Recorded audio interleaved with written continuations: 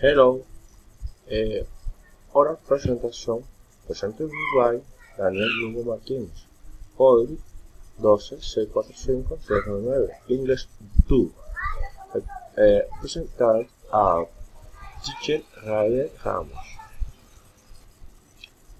Presentation that will be of me. My name is, mi nombre es Daniel Lugo Martínez. I am an engineering student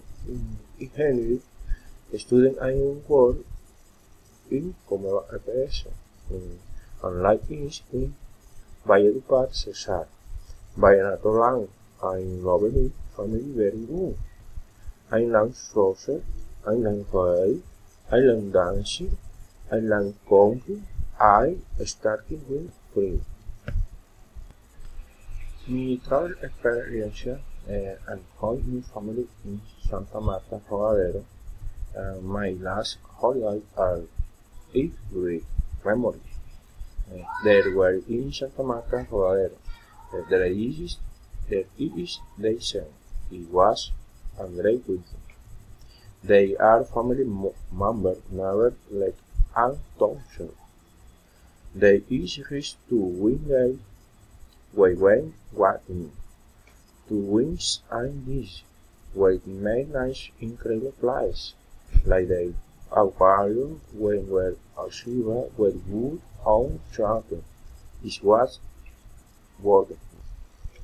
I present mi son Daniel Eduardo en last day sit on road. You enjoy it at road. They sang and home I play. Traki, they is mi family.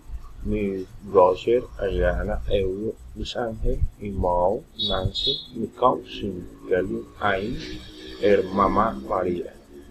In day, it was a super wedding. I recommendation where this is a beautiful fish beach where you can have eat night experiences in full temple. Vacation with family. This is super. The climate of Santa Marta is also extremely.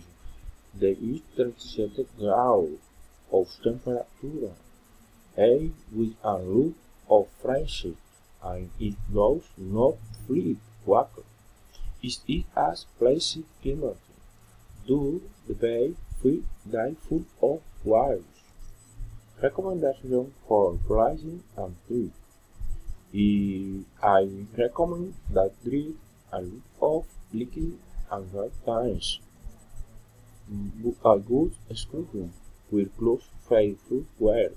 Good day tickets before you have some as no unhappy times. This is our super at Santa Marta already. I am determined to visit with it be fruitful. Chao, gracias.